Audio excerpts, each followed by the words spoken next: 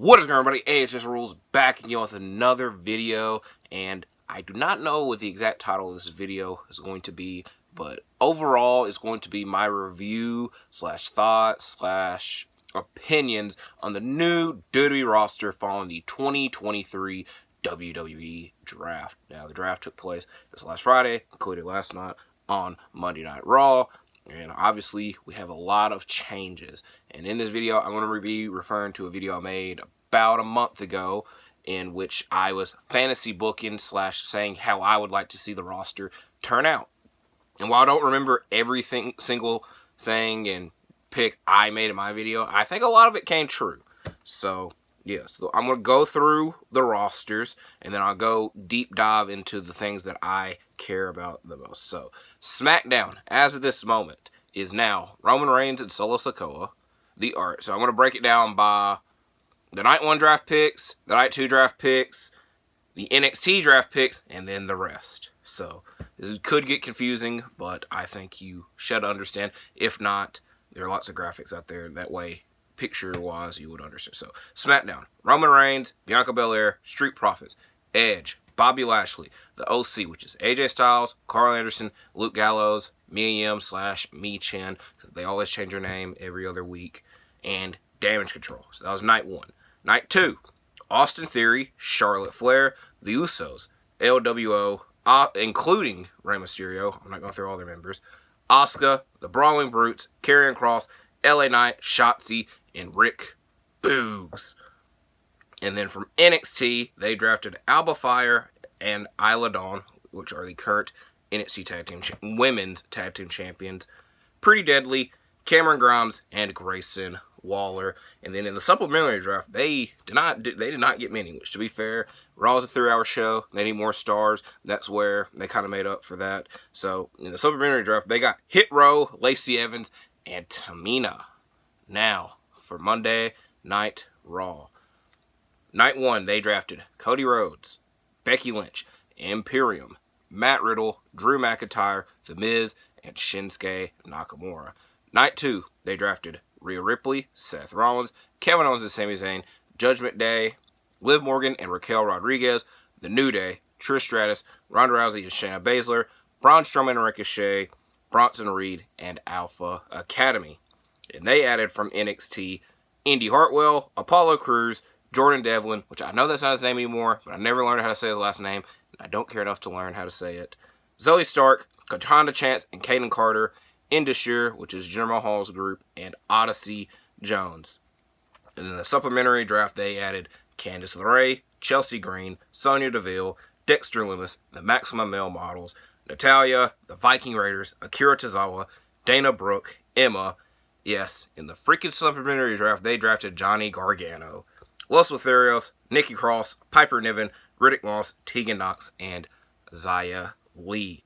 Now, there are a couple names that were not mentioned, and they are now free agents, which I believe that means they can go from brand to brand until they actually sign. The biggest free agent being Brock Lesnar, which I imagine he's not going to sign with any brand, just so, like, whenever Brock Lesnar's needed, he can appear on SmackDown. When he's not there, he can appear on Raw.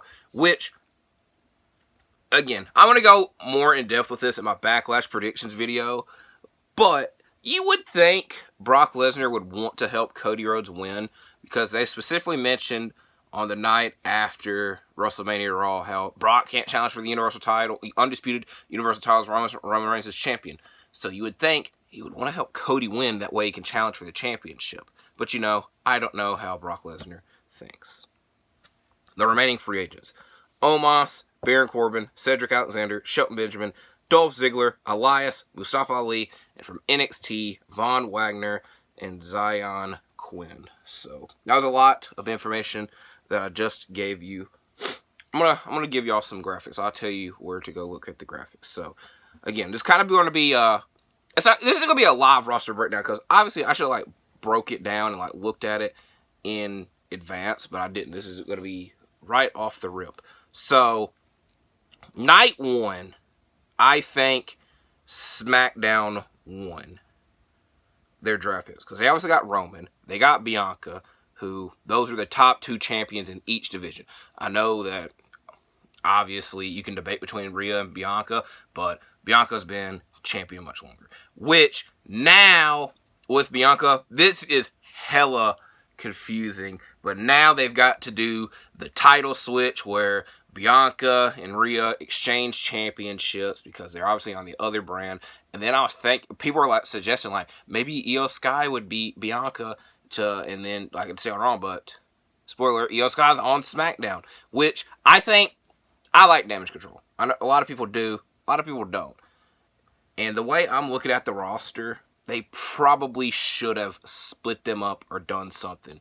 Because when you look at the SmackDown side, you got I did this in my draft video. I broke down like what the title picture scene should look like in each division.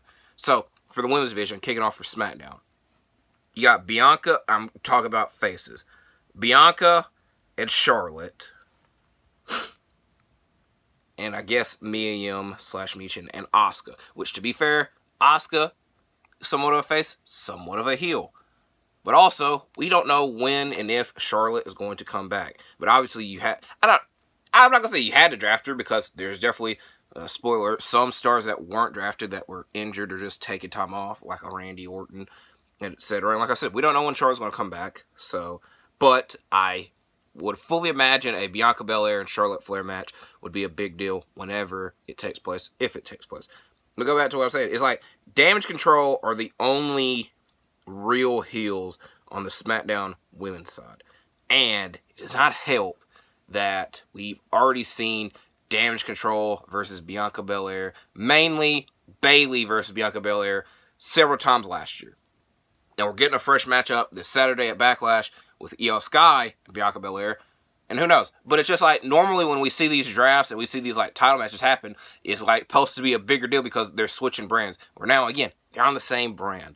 So the women's division as a whole, it's very star heavy. Like you got Bianca and you got Damage Control, but it's just there's not enough depth for you to really care. And especially when I'm not going to harp on the women's tag team titles, but those titles don't mean that much. And it doesn't help when you makeshift tag teams to go after that tag team because then they're not focused on the main championship, which I guess that might be the smart thing. Have one person try to challenge for the women's title and then have two challenge for the tag team titles. But it just makes the tag team titles look less because not actual teams are going after it. But that's just my opinion.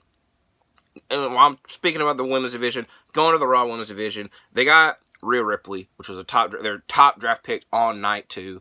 And like I said, it's going to be hella confusing because now they got to do the whole title switch thing. And she's got a match with Zelina Vega, which, to be fair, Zelina Vega is on SmackDown. Maybe Zelina Vega wins. I really doubt it, but that's just kind of me being a smartass. But Rhea is the top heel on Raw. Top heel women's wrestler. Then you got Ronda and Shayna, who I was praising in my draft video. And I had them on Raw. And so my pick came true. But guess what? Also, I got to pick one else. So that's why I did that. Anyways, but we haven't seen them since WrestleMania. And they're probably injured. So now we're going to be relying on Rhea Ripley a lot. Which I don't think that's the worst case scenario.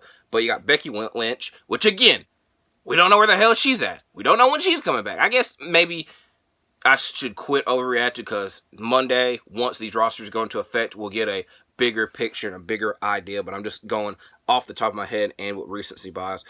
But at least Raw added Liv Morgan and Raquel Rodriguez, who are on SmackDown, and they were top stars. And to be fair, the SmackDown Women's Division sucked because it was mainly Charlotte and Ronda, and then they wrote Ronda off, and then they had to bring in Rhea Ripley from Raw to help their division. So maybe now it's a bit even. It's going to be hard to have fresher matchups in the women's division when we've just seen a great majority of them already. The main two that we haven't seen that would be big star making, I'm not going to say star, it definitely wouldn't be star making because they're already stars. Big time matchups is Becky and Ronda, which I've been harping on that match and wanting to see that match for the longest time and just been saying it, but just like each year and each time, each month, each day that passes by, it just loses less and less value. But Becky and Ronda would be a big matchup, and they're on the same brand now. It kind of is going to be hard to avoid that matchup.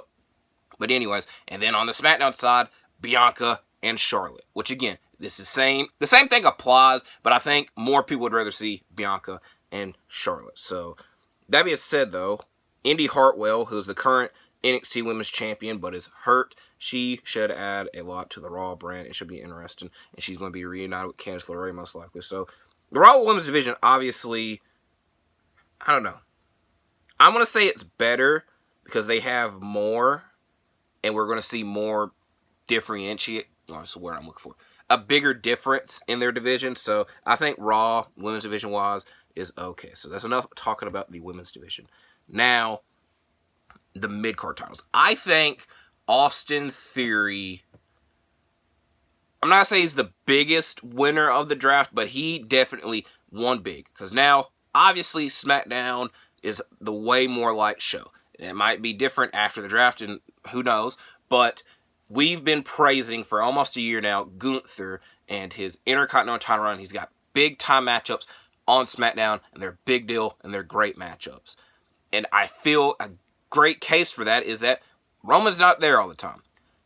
Gunther, obviously, is the Intercontinental Champion, but he's made it feel like a main championship. And now that he has switched brands, that hypothetically, Austin Theory would be taking that role. And like I said, Roman Reigns is not going to be there all the time, which is also funny because remember he was Mr. Money in the Bank and he didn't know when Roman was going to be there. Now he's on the same brand of him, but you know that's just me bringing about old shit that can't change. But Theory, again, it should be a good thing. But now looking at the SmackDown roster, he's faced Montez Ford before.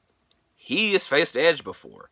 He has faced Bobby Lashley a couple times, and he's going to face him again this Saturday. He did face Ray. I was going to say, he hasn't faced Ray, but he's faced Ray. Sheamus, I think, is probably the biggest loser because he wants to be Intercontinental Champion. Now it's on the opposite side. Now he's going to have to wait a long-ass time to get another Intercontinental title shot. That's besides the point. But, like, Theory, if they can build him like Gunther, then, I don't know, it would make him a bigger deal. Because that is their goal. They want to make Austin Theory a bigger deal because it was a past vision for him. He's supposed to be this big deal. Ever since he's been brought into WWE, he was and I'm saying this in quotations, a big deal. Now that he's on SmackDown and could get a chance to, it's going to be hard to replace what Gunther did. And y'all know me, I'm a big Gunther fan. So it's going to be hard, but it's just like, the blueprint's there. They've just got to match it. And like I said, I'm going to go on to the main event division on Raw, on SmackDown. The thing that sucks is, like, a majority of these guys he has already faced before, so seeing a second matchup isn't the biggest deal. But Austin Theory and AJ Styles, we definitely have not gotten that in the recent Theory title run because AJ has been hurt. That should be a big-time matchup. Obviously, AJ's been U.S. champion before, but AJ Styles is a bona fide superstar, future Hall of Famer. You'd want to do the matchup, and if he wins, I don't know anybody that would complain about that. I'm not. So maybe that would help. But again, like I was saying, with Roman Reigns now, we don't know when he's coming back, when he's going to appear, and whatnot. And now that makes it, again, it's kind of been the case for the past year. Whenever he shows up, is building towards his next matchup, it's going to make it a big deal. And he does have some fresh guys to face. The main one being Bobby Lashley, which I was harping and pushing. I wanted to see Lashley back on SmackDown. That happened. Glad that happened. It's been 2 years since we've seen Edge and Roman, and even the last time that we saw it, it was a fishy ending, and a lot has changed between those two guys since then. So, and Edge, he's going to retire soon. He does not have much longer left in the tank, and to have that one last world title push, make it a big deal, I wouldn't harp on it anyways. And then it's been a real long time since we've seen AJ and Roman face off, but I imagine that Roman Reigns' main story is going to be continuing with the Bloodline and the downfall of the Bloodline, which we will be seeing now. So SmackDown, the good thing with SmackDown is it's 2 hours, and it flies by most weeks. So you just need a couple guys and girls to this extent to put on great matchups, and Roman Reigns and the Bloodline is going to carry the storyline portion of it. That's kind of how I've looked at SmackDown for a while. But SmackDown, I don't think is going to be hurting that much. And look, Kevin Owens is the same as they are on Raw. But as of right now, they're still the Undisputed Tag Team Champions. So they might be appearing on SmackDown again. who really knows? But SmackDown, it's not that bad. I'm not going to harp on it. Now, it's not really a problem. When we're coming to the Raw men's side, I don't know what the hell they're going to do with this World Heavyweight Championship. We've got less than a month to figure it out, and spoiler alert, my video Monday is going to be how I would book Night of Champions. I'm already putting that out there. But Cody Rhodes needs to be nowhere near this championship. And again, I've said it a couple of times, and a lot of people have also said it. We've harped on this idea that we're going to have to wait till next year's WrestleMania for Cody Rhodes to beat Roman Reigns. And it's just like, it's going to be a long year. We're just now a month into this hypothetical year-long build. We have no clue how this Brock Lesnar-Cody Rhodes matchup is going to take place this Saturday. Cody and Seth, I don't know if fans want to see that again, but they are the two top stars on the brand right now. And like I said, Cody needs to be nowhere near this World Heavyweight Championship because he wants the WWE Championship. And you would think he really wants to beat Roman Reigns because he feels screwed and he feels screwed out of his big moment he was supposed to get at WrestleMania. But now that he's on this brand with this World Heavyweight Championship, he's going to have to be near it.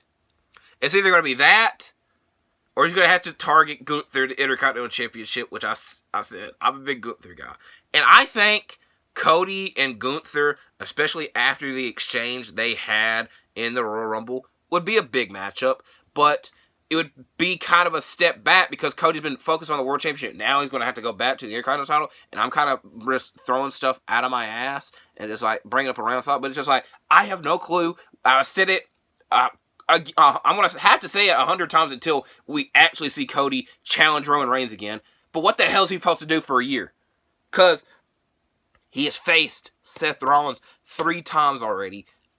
I don't think I would be against it. But I think a lot of fans would be against seeing Cody and Seth again. And this time it'd be for the World Heavyweight Championship because a lot of people want Seth to win the World Heavyweight Championship. I guess that's the easy solution as well. Like, who should be the first World Heavyweight Champion? Seth is probably the easy answer. And then, like I said, Cody's going to hypothetically have to challenge Seth, which we already seen it 3 times. People complained about it, seeing the 3 times. Now I have to see it more. And also, and I've been breaking it down as the face and heel side. Raw really only has one heel. Where's The Miz? Did I write The Miz down? Yeah, alright. They have 2 heels. Maybe The Miz is going to be a bigger deal. But it's like, Cody's a face. Seth, I don't know what the hell he is, but with how the crowd reacts to him, you would imagine he is a face. Matt Riddle is a face. Drew McIntyre, the wild card, I will get to you in a minute. Shinsuke Nakamura, a big deal.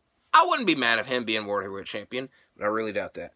Kevin Owens and Sami Zayn. I will admit I did forget about the Judgment Day because they're in the way I've got this paper wrote. They're down in the middle. I will admit I did forget about the Judgment Day, so I will apologize. Maybe Cody and the Judgment Day. That'd be some good stuff. But guess what? We've already seen Cody and Finn, and Cody beat him and all that crap. But that's besides the point. But my main problem with Raw is I have no clue what the hell Cody is supposed to do. And I think the easy solution would have just been have him beat Roman at SummerSlam. But you know, we're just going to have to wait and see. I think an easy solution to this, because like I said, there's a lot more faces on Raw than there are heels, especially in the men's division, in the world title division. Turn Drew heel. I said it in my draft video. I wanted to see Drew McIntyre heel. The reason I say that is I think that Drew heel is an actual person. That's definitely a real name. So Drew McIntyre heel and have everybody come after him. Because everybody wants to see him have his big moment. Like they did do with Seth. It's very much, you can't have both. You can, but now that they're both on the same brand, you definitely can't have both. We don't know what the hell's next for Drew McIntyre. We've got a lot of rumors going around regarding him, but I think the top 2 candidates for this future World Heavyweight Championship is Drew and Seth. And hell, maybe have Drew beat Gunther and Gunther be the World Heavyweight Champion. I ain't against that. I know I wanted Gunther to beat IC title record, but if you're giving him the World Heavyweight Championship, great. But I really doubt that their first World Heavyweight Champion on this brand is going to be the guy that's still the Intercontinental Champion, because it's going to be way too close a time to like drop the IC title and win the World Heavyweight Championship and all that crap. Anyways, for the NXT, I spent a lot of time talking about that. But the Raw brand pretty much is the same. The main difference is they swapped Austin Theory for Gunther and also added the other 2 members of Imperium. And then SmackDown added the OC, and Bobby Lashley and Theory and Damage Control. Their whole women's division changed. For Raw, they pretty much stayed the same, except adding Imperium and Drew McIntyre. So I'm not going to harp. It was a good draft. Nothing like, oh my God, I can't believe that crap happened in this. And this is going to be an interesting next couple months for the WWE. And here's the thing. So I really enjoy my fantasy booking / how I'd book WWE videos. They're probably my videos that get the most views on my channel, so that's a good reason I enjoy doing them. And the thing is, I only want to do like those videos for like big events. So, for example, I didn't do one for Backlash because hypothetically Backlash is a B show. But I don't know the WWE Premium live event schedule. But I know the next one after Backlash is Night of Champions. It's Crown of the first World Heavyweight Champion, the new World Heavyweight Champion. That's going to be a big show. That's in May. June, I don't. Let me just save the day and look it up already. Because I know Money in the Bank's coming up, and I feel like they got one before Money in the Bank, though. So what I'm getting at is Saturday, I'm doing my Backlash predictions video. Monday, I'm doing my How I Would Book video. How I'd Book Night of Champions video. Then after that, like I said, I'm mainly doing it for the big shows. AEW, it's easier because they don't have that many shows a year. So, we got Night of Champions. We got Battleground, which is an NXT event. And then we don't have an event in June. You got Money in the Bank and SummerSlam. So, that makes my job and task a little bit easier. So, that is it for this video where I just gave my opinions on the WWE 2023 WWE Draft. Like I said, nothing that crazy happened. The SmackDown's women's division improved, but it's going to be a little bit challenging because we've already seen a lot of these matchups already take place. Austin Theory should take Gunther's role of having these big-time matchups on SmackDown. The blueprint's already there. It's just going to be on them. I imagine that Roman Reigns' main storyline is going to be the continuation of the downfall of the Bloodline and big-time matchups against him / Bobby Lashley, AJ Styles, and Edge. For Raw, their women's division, it's a bit... like I said, I also said in my draft video, I'm like, Rhea Ripley has 2 great opponents already lined up in Liv Morgan and Raquel Rodriguez because she's got history at both and is unfinished business with both. And now they're all 3 on the same brand. So that should work out. But the main question and thing that I have with the Raw brand is what the hell they're going to do with the World Heavyweight Championship. Well, guess what? That's going to lead to my future video on Monday. So, thank you for watching this one, however. Please like and subscribe, and I'll see you in the next one.